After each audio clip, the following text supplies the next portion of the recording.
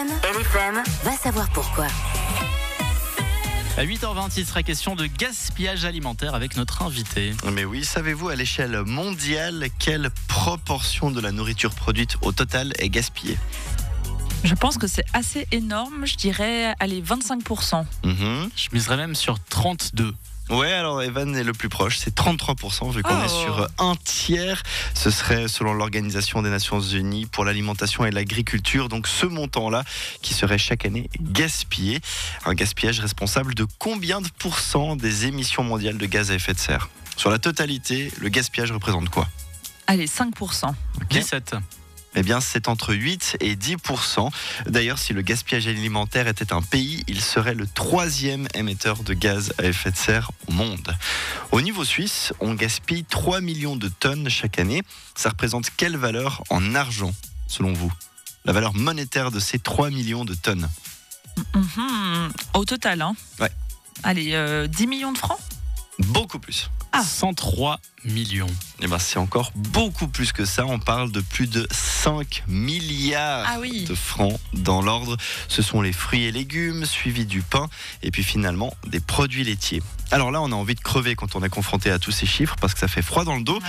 Mais il y a de belles initiatives. Au niveau des pouvoirs publics, pour commencer, il y a pour ambition de l'Europe de diminuer d'ici 2030 ces pertes. De quel ordre selon vous ? Au moins de moitié. Oui, exactement, c'est ça. Pour ça, il faut faire de la prévention, réutiliser ce qui peut l'être, recycler aussi. Il y a plein d'initiatives qui sont lancées au niveau international. Et puis en tout bout de chaîne, il faut bien sûr valoriser, c'est-à-dire créer de l'énergie avec le surplus, par exemple. Au niveau privé, certains veulent aussi montrer l'exemple. Est-ce que vous avez déjà entendu parler du restaurant Silo à Londres ? S-I-L-O.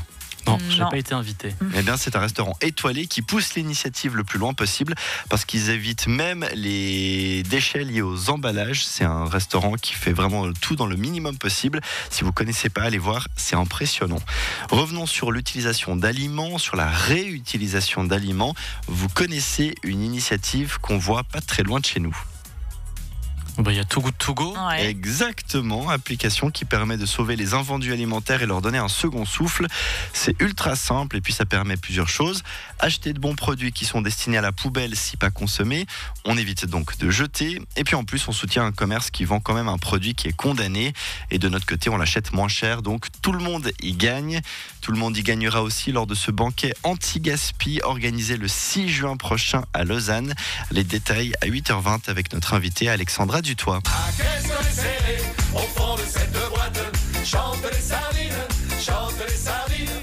Alors je vois pas le lien avec la chronique. Les sardines, ça se mange. C'est juste que c'est de la nourriture. C'est juste un prétexte pour mettre les sardines. C'est un peu capillotracté comme on dirait. Est-ce que vous faites des Too Good To Go ? De temps en temps, oui. Je voulais ce week-end et j'ai oublié. Je voulais tester. Et toi ? J'ai essayé une fois dans une boulangerie, je me suis retrouvé avec 17 baguettes.